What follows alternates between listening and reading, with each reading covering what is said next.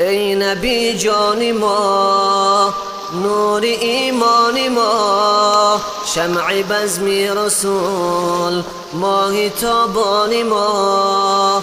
ای نبی الحمد لله الذي هدانا إلى صراط مستقيم والصلاة والسلام على من اختص بخلق العظيم. اما بعد، السلام علیکم و رحمت الله و برکاته. در اینجا ما دو نفر را انشالله صحبت میکنیم که اون دو نفر جنت داخل نمیشوند، بلکه بوی جنت به آنها نمیرسد. تصور کنید که جنت داخل نشیدنشون یک طرف، دیوم بگیم مشکلش حتی که بوی جنت حتی بو نمیکشن. این دو نفر، این دو گروه نفر و این دو صنف در زمان نبی صلی الله علیه و آله نبودند، چون که از پیامبر خدا صلی الله علیه و آله گفته است که من اینها را ندیدم اما میشود همین کار. این حدیث روایت مسلم هست. ان شاء الله الان پیشکش میکنم این دو نفر، این دو صنف کدام نفرها باشند. قال النبی صلی الله علیه و سلم صنفان من اهل النار، دو گروهی هستند که از اهل چی هستند؟ آتش دوزخ هستند. لم اراهما، ندیدم اون دو نفر را. قوم معهم سیاطون، یک قومی هستند که با همراه همونها بگیم عصا هست، مانند بگیم دوبینکه هست، که اذناب البقر، مثل دمهای گاوها. یضربون بها الناس، میزنند به هم مردم را.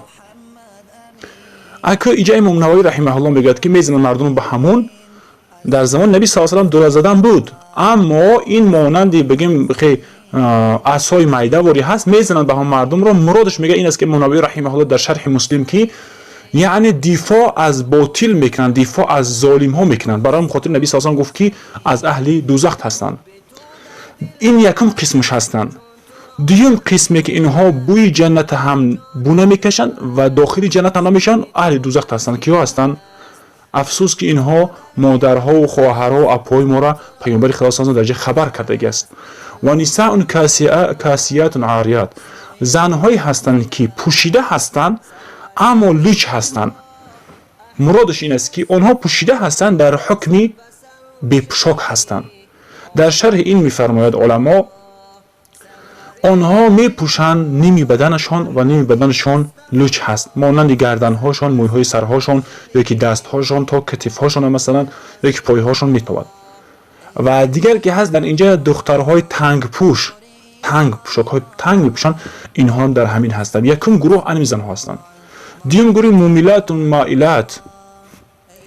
مومیلات در شرح این علما میفرمایند که آنها مائلات گفتن، مائل اصلا از حق میگردونن، از عفاف، از پاکدامنی گشته، با مومیلات الی الفاحشه و شر میگن. اینها میل دارن به سوی بدی، به سوی بگیم که بدرفتاری با میل دارن. اینها زنهای دوزختی ها هستند. با چه سبب اینها ایخیل میکنن و چه علت هست که همونها را ما ایخیلی گفته پیامبر خدا صلی الله علیه و آله با شرح دادن. رؤوسهن که اسنام البخت المائله، سرهای آنها مثل پشتانی بگیم کوهانی شتری چی هستن؟ میل کننده. یعنی پشت های سرهاشون همین خیلی مویهای سرهاشون بلند کرده و خیلی بگیم دنباق کرده، مویهای سرهاشون رو آنها مردم به سوی خودشون جلب میکنن. چه صورت چه دیده استین؟ لا يدخلن الجنه، اینها داخل جنت نمیشوند. ولا يجدن ريحها، و حتی بوی جنت رو اونو بو نمیکشن، نمیابن بوی جنت را.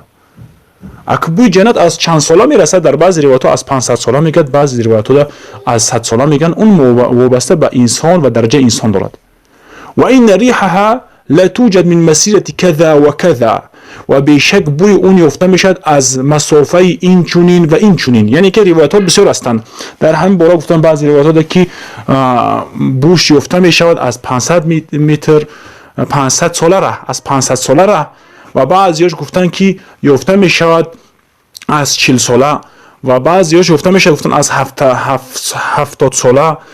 خلاصه گپ که درجه انسان ها چند قدر بگیم در نزد الله درجهشان بگیم بلند باشد و چند قدر بگیم با قدر باشن، آنها بوی جنت بگیم که از دوری بدم بو کشیدن میگیرن. بسیار بوی خوبی دارد جنت. اما این گروه مردم، یکی مردم ظلم کنن، یکی خواهرها و اپاهایی که همین خیل باشن.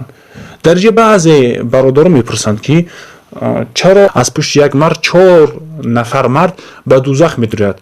این حدیث گفته باشند و بعضی برادران خفه میشوند که این حدیث نیست، حدیث نبوده است، این حدیث گفتن.